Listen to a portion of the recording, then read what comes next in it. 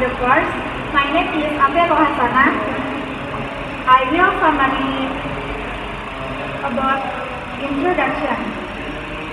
The linguistics are divided into breadth scope of formal versus functional orientation. The linguistic theory of Ferdinand de Saussure and Tolstoy's theory is considered to have been widely influenced teaching theory and language learning.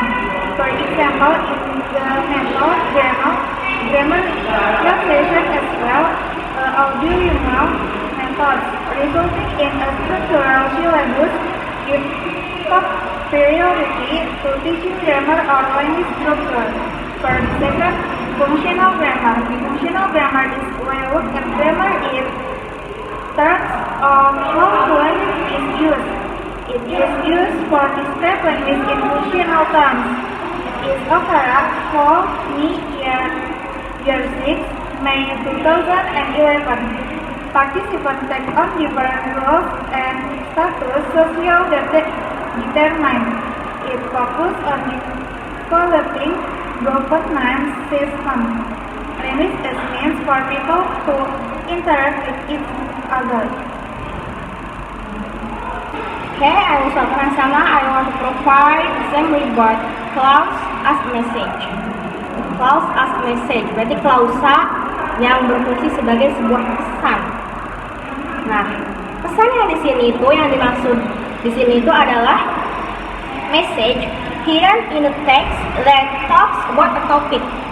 Jadi pesannya itu adalah pesan yang tersembunyi dari sebuah teks yang membicarakan tentang sebuah topik.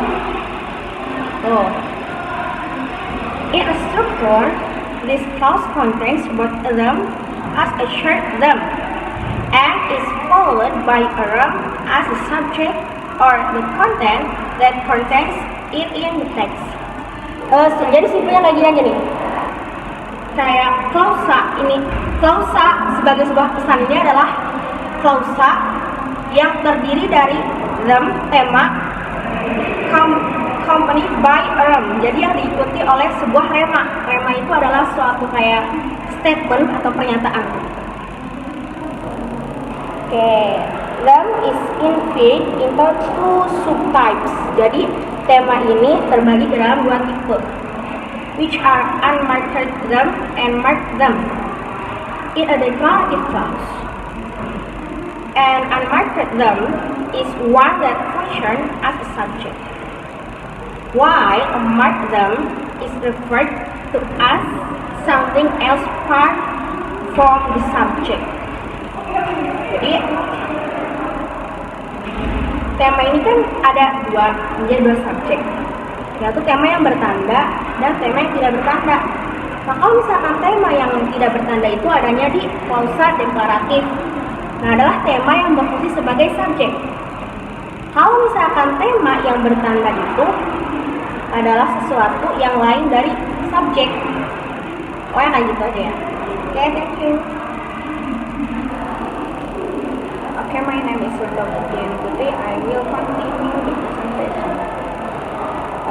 Now is clause and extents.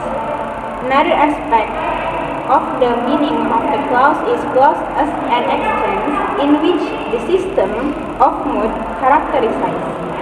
The system of mood belongs to the interpersonal metafunction of the language and is the grammatical resource for realizing an interactive moving dialogue involving speaker, writer, and audience.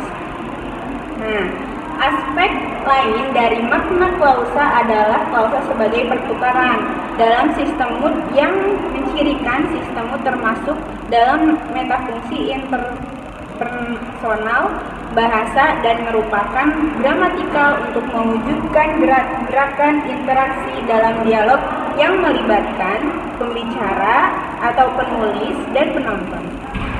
Nah, in the summary, clause and extents is about a meaning which is found by speech role. Holiday particularly start. The clause is also organized as an interactive, even involving speaker or reader and audience.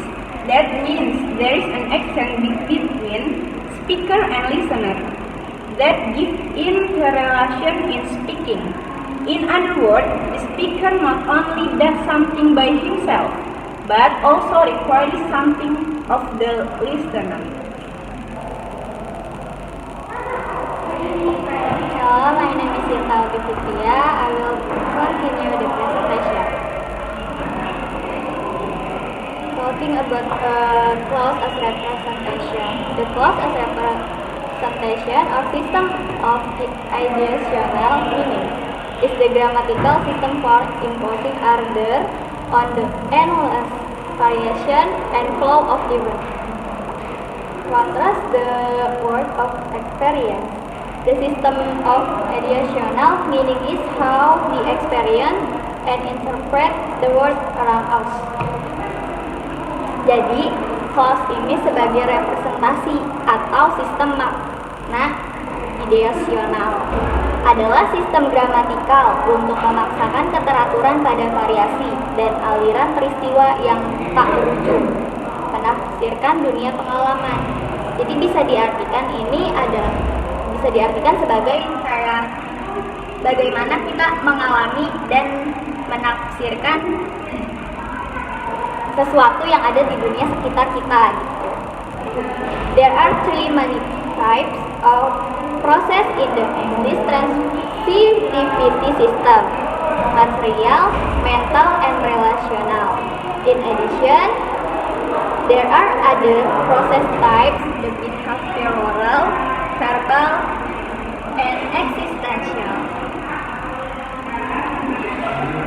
Jadi ada 3 jenis proses utama dalam sistem transitivitas bahasa Inggris ini. Yang pertama material, yang kedua mental, dan yang ketiga relasional.